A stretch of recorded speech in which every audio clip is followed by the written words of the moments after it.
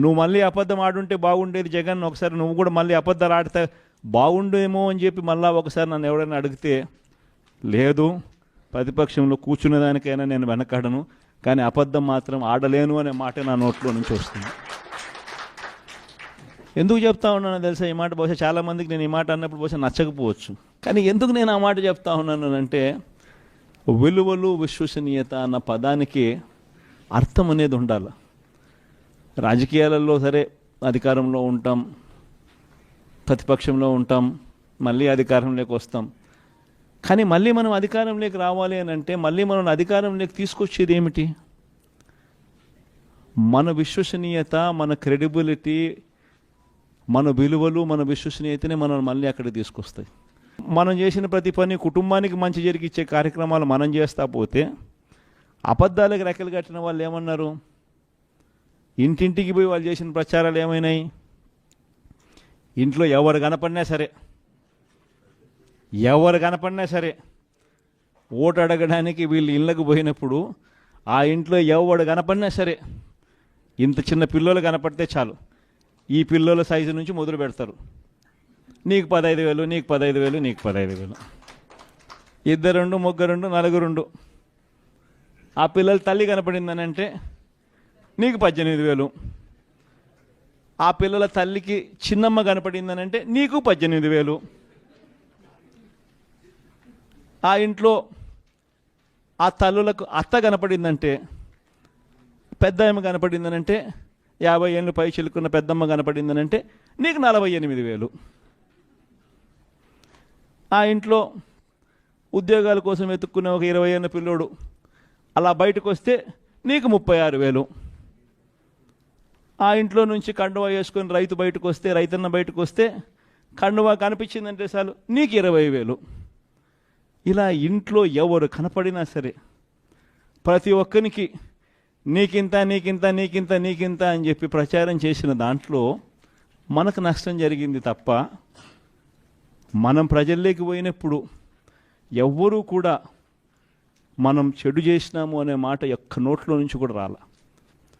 ఈరోజు ఏ తెలుగుదేశం పార్టీ కార్యకర్త కానీ, ఈరోజు ఏ తెలుగుదేశం పార్టీ నాయకుడు కానీ ఎవరు కూడా ప్రజల్లోకి పోయే పరిస్థితి లేదు, ప్రజల ఇళ్ళకు పోయే పరిస్థితి లేదు.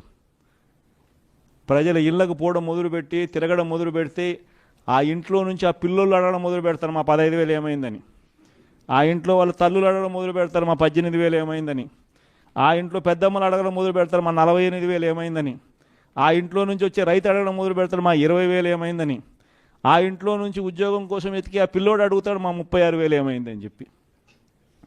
ఇలా ఇంట్లో నుంచి ఏ వాయిస్ వినపడినా కూడా ఆ రోజు మాట చెప్పినావు, ఈరోజు పరిస్థితి ఏమిటి అని చెప్పి అడిగే ప్రశ్నే తెలుగుదేశం పార్టీకి సంబంధించిన ప్రతి క్యాడరు, ప్రతి నాయకుడు ఈరోజు ప్రజల్లోకి పోయినప్పుడు వాళ్ళకు కనిపించేది వినిపించేది ఇవే మాటలు, ఇవే గొంతు.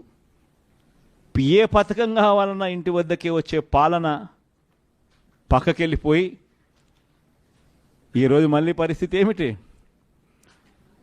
ఏది కావాలన్నా మళ్ళా జనభూమి కమిటీల చుట్టూ తిరగాల్సిన పాలన. ఇప్పటికే 1,50,000 పెన్షన్ కటింగ్, 1,50,000 పెన్షన్ ఇప్పటికే తొలగించేసినారు.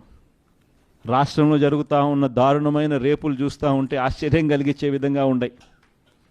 చిన్నపిల్లల్ని సైతం వదిలిపెట్టుకోకుండా జరుగుతూ ఉన్న మారణ హోమాలు కనిపిస్తూ ఉన్నాయి.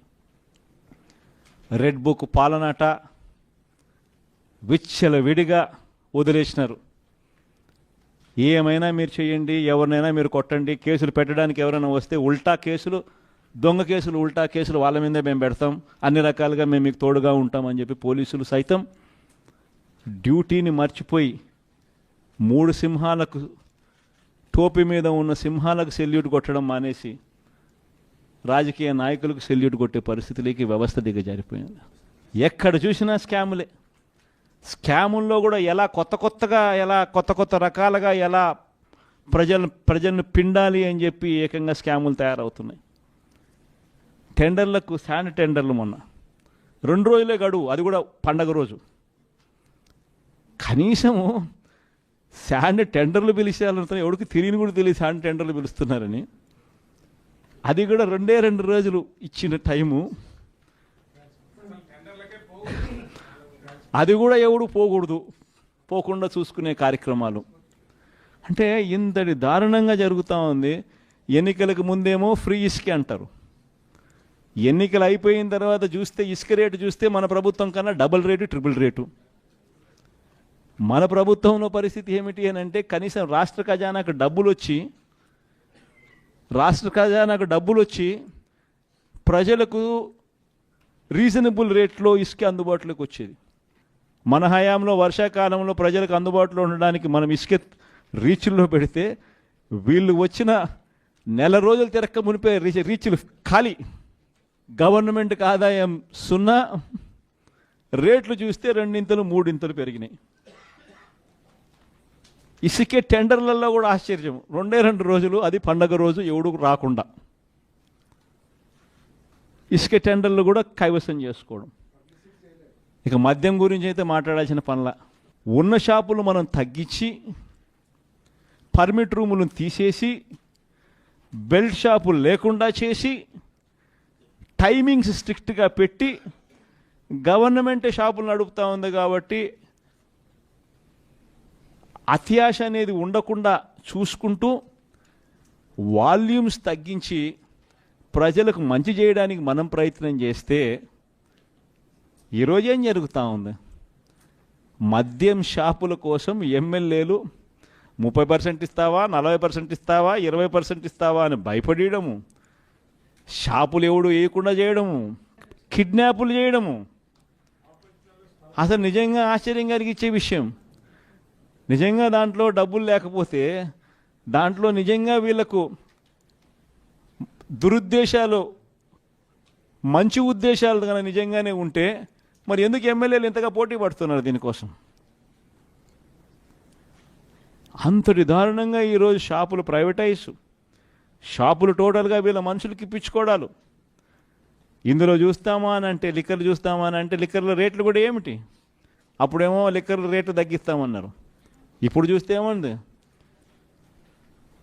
మనం చెప్పిన దానికన్నా రేట్లు కాస్త ఎక్కువ పెట్టినారు. మళ్ళీ ఇప్పుడు ఏంది, మళ్ళీ పర్మిట్ రూములు కూడా తీసుకొస్తున్నారు, మళ్ళీ బెల్ట్ షాపులు తీసుకొస్తా ఉన్నారు. పైగా రాష్ట్ర ప్రభుత్వానికి వచ్చే ఆదాయం తగ్గుతుంది, వీళ్ళ మనుషులకు వచ్చే ఆదాయం పెరుగుతుంది. ప్రతి నియోజకవర్గంలో కనీసం 10 ప్యాకెట్ క్లబ్బులు, ప్రతి నియోజకవర్గంలోనూ కూడా ఆ నియోజకవర్గంలో ఏ ఫ్యాక్టరీ ఉన్నా ఎమ్మెల్యేకు కప్పం కట్టాల్సిందే. ఆ నియోజకవర్గంలో ఎవడు మైనింగ్ చేసుకుంటా ఉన్నా కానీ ఎమ్మెల్యేకి కప్పం కట్టాల్సిందే. ఆ నియోజకవర్గంలో ఎవడు గ్రావెల్ తోలుకుంటా అన్నా కూడా ఎమ్మెల్యే కప్పం కట్టాల్సిందే. ఆ నియోజకవర్గంలో ఎవడు ఏ వ్యాపారం చేయాలనుకుంటే ఎమ్మెల్యేకి డబ్బులు ఇవ్వకపోతే అసలు వ్యాపారమే లేదు.